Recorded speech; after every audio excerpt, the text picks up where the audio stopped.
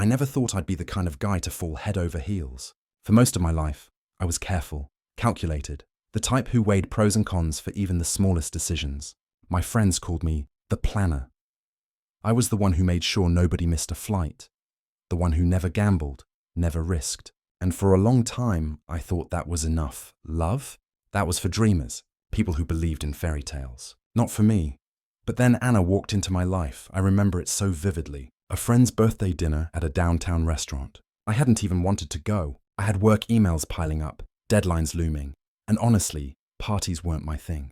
But my buddy Mark insisted. Come on, man, you've got to loosen up. Who knows? You might actually meet someone. I didn't believe him, but I went. And then I saw her. She wasn't just beautiful, though she was stunning with long dark hair that caught the light and green eyes that seemed to notice everything. It was more than that. She had a kind of presence, like the room bent toward her without her even trying. When she laughed, it was like the whole table leaned in. And then somehow, she leaned in toward me. We talked about travel, about work, about stupid little things that didn't matter, but suddenly mattered so much because she was listening. Really listening. She laughed at my awkward jokes, touched my arm when she spoke, tilted her head in that way that makes you feel like you're the only person in the world. That night, when we left, she gave me her number without me even asking. And as I walked home, phone clutched in my hand, something I hadn't felt in years crept in. Hope. 2 years later, I was convinced she was my forever. We had our ups and downs, sure, but we always came back to each other. We traveled together, spent holidays with each other's families, talked about kids and houses and growing old. I had never let myself believe in soulmates before her. But with Anna, it felt like maybe I was wrong. Maybe she was mine. So, on a cold winter night, I took her back to the park where we had our first date. The trees were strung with fairy lights, the ground dusted with snow. My hands shook as I pulled out the ring. Anna, I said, barely able to breathe, will you marry me? She gasped, tears brimming in her eyes. Yes, she whispered. Yes, of course, yes. When she kissed me that night, I believed in forever.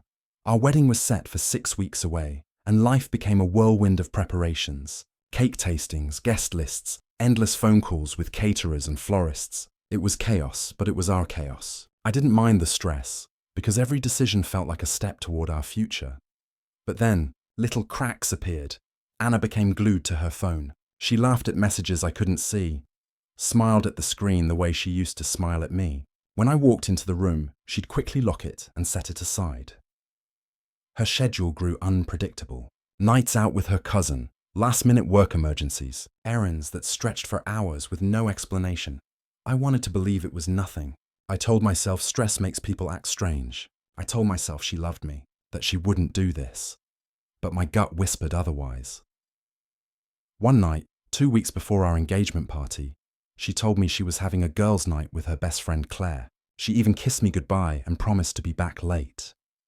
The next morning I ran into Claire while grabbing coffee. Hope you two had fun last night, I said casually. Claire frowned. Last night? I haven't seen Anna in days. It was like the ground shifted beneath me. My coffee nearly slipped from my hand. I forced a laugh, muttered something about being mistaken, but inside my stomach was in knots. That night, I lay awake staring at the ceiling. Every lie, every strange smile, every secretive text replayed in my mind. The seed of doubt had grown into something unbearable. I needed to know.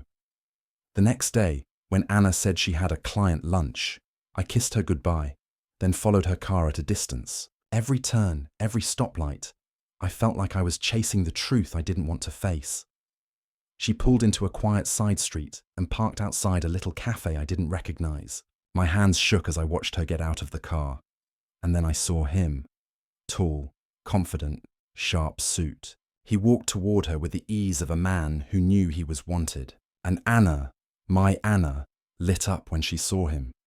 The way her eyes sparkled. The way her smile spread wide. The way she hugged him, too long, too close, and then she kissed him. It felt like the world stopped spinning. My chest ached, my vision blurred. I gripped the steering wheel until my knuckles turned white. My fiancée, my future wife, the woman who had promised me forever, was cheating. Anger, heartbreak, disbelief, all warred inside me. But beneath it all, something colder, sharper formed. resolve. I wasn't going to confront her. Not yet. That would be too easy. I was going to make her pay. That night, she came home smiling, kissed me on the cheek, and asked how my day had been. Her lips, those same lips that had kissed him. Fine, I said, smiling back. But inside I was already planning. The wedding was weeks away. Families were flying in. Invitations had been sent, deposits paid. The stage was set. If she wanted to turn my life into a performance, I was going to give her one she'd never forget. First, I gathered proof. I put a discreet tracker on her phone, logged her locations, saved every text and picture she sent him. It didn't take long to confirm the truth. His name was Ethan, and the kicker, Ethan wasn't just some random fling. He was married, with kids. Perfect. Next, I reached out to his wife. At first, she thought I was some jealous lunatic, but when I showed her the screenshots and photos, her face hardened. She wasn't just hurt, she was furious. Together, we came up with a plan, one that would destroy their little fantasy world in the most unforgettable way. The wedding day arrived. The venue was grand, filled with flowers and music and excited chatter. Friends and family filled the seats, buzzing with anticipation. Anna looked radiant in her dress. To everyone else, she was the picture of a perfect bride. To me, she was a liar moments away from being exposed.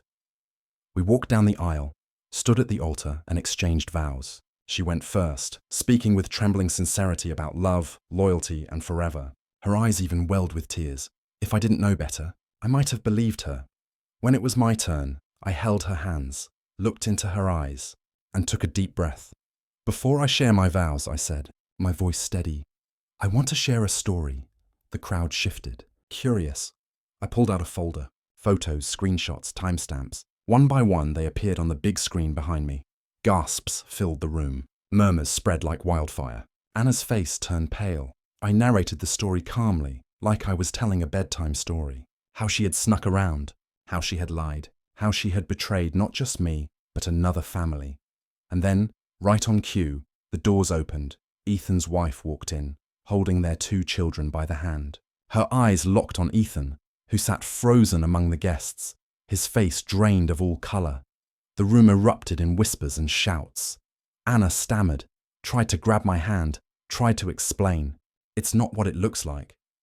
But her words drowned under the weight of the evidence flashing behind us. I ended with this. Anna, you thought this day was about us starting a future together. But it's really about me ending a lie. I will not be marrying you today, or ever. I dropped the microphone. Chaos followed. Anna's family rushed to her side. Some guests stormed out, others applauded. Ethan's wife walked straight to her husband, slapped him across the face, and dragged him out by the collar. And me? I walked away, head high. Heart heavy, yes, but free. Word spread quickly. Videos from the wedding made their way online. Anna wasn't remembered as a glowing bride, but as the woman exposed on her own wedding day. She called me, texted me, begged me to listen. Long emails filled with excuses, apologies, half-truths. I ignored them all. Weeks later, I heard Ethan's wife filed for divorce. Anna moved away, too humiliated to stay in the same city. And me. It wasn't easy. My heart still bore the scars of betrayal. But I learned something powerful.